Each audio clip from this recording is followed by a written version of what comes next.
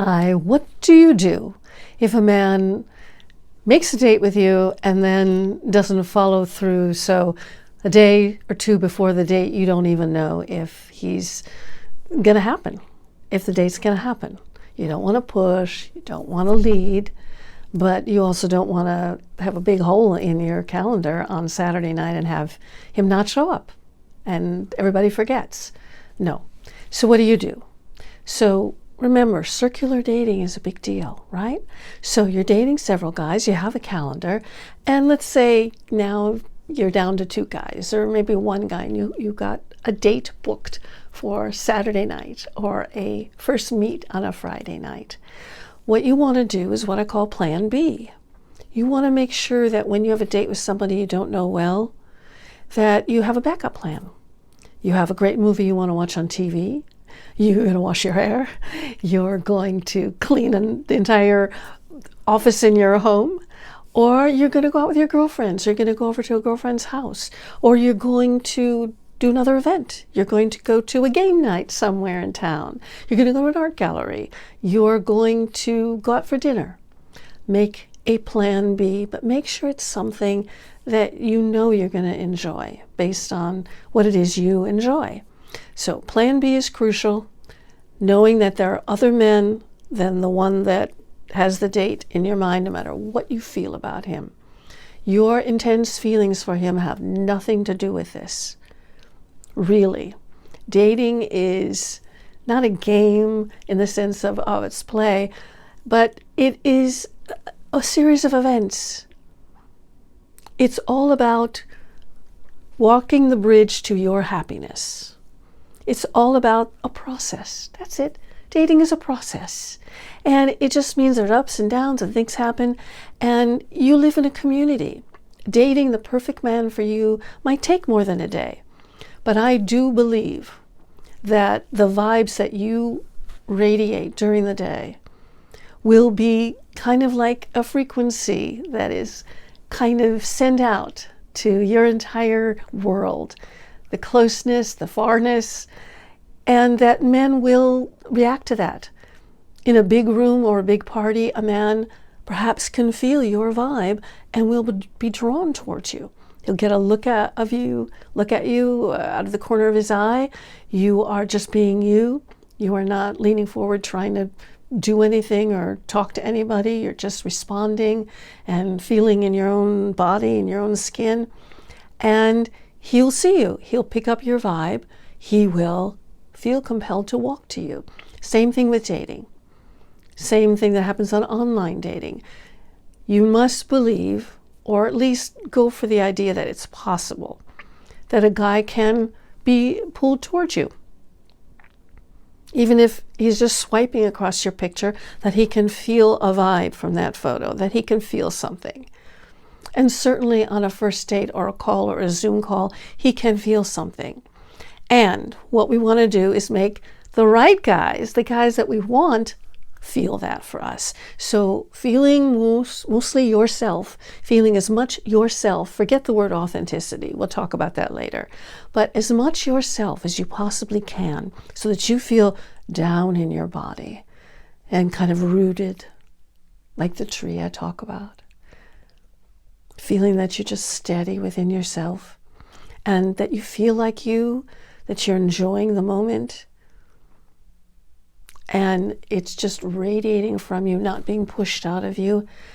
You will attract these men who are more like the man that you want to be with, right? So we want a bunch of those to come through. So if you don't hear from him, it is logical for you to text him and go, "We still on for Saturday? Still good?" That's one option. The other option is forget about it completely and see what he does. Plan on your plan B if needed and just let it roll. See if this guy has what it takes to follow through. You hear from him? Great. Just keep going. If you don't hear from him, here is the deep stuff. Find your anger. Find your frustration. That will not help you to express that. Feel it. Then find your plan B, find your enjoyment with that, and find the part of you that can go, well, maybe he just forgot. Maybe he's not a bad guy. Maybe he just forgot. Maybe he's got too much work. I can certainly allow a mistake to happen. However, I'm not going to hinge my life on that. Therefore, I'm putting plan B into action, etc. So I can text him, and if he texts back, oh my gosh, I was overrun with my family and this and the other. I'm so sorry, can we make it next week?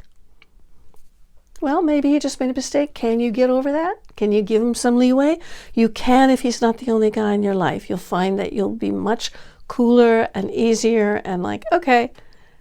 So you just make sure that your whole calendar's filled enough that you can actually say, wow, I really get how crazy things can get sometimes. And I am kind of booked up, but I'm available on this day at this time, and then this day at this time. Simple, right? Booking a business deal, booking a barred meet with a friend, meeting an appointment with a client. That simple, that undramatic, emotional, yes. Wow, I felt really weird and it put me off balance. You talk about that with yourself or your coach. And later on with him, when you see him on the second date, he might say, I'm sorry about the thing. I'm sorry I really did that. Good guy, right? Not so bad. I'm glad that you went on a second date with him. And if he never calls, he's out the window, right? He's just gone. You got enough on your plate, enough men. Thank goodness he's gone so quickly and easily. All these things, I know there's so much. I'm trying to get it into each of these videos. But the important thing is that you not fall into, why didn't you call me? And the anger and the pointedness towards him as though he's so important. That's what you want to not do, because it's not good for you inside. It makes you feel that sense of lack, he's it, so I'm all focused on him.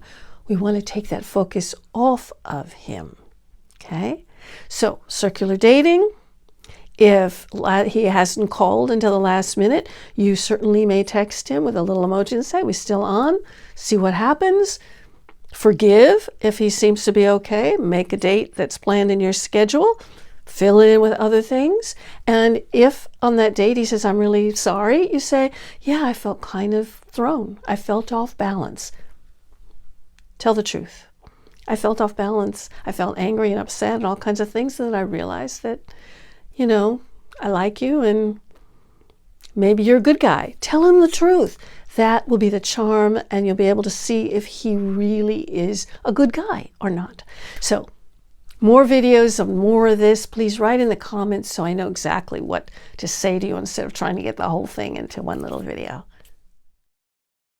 To get more relationship advice, check out this video next.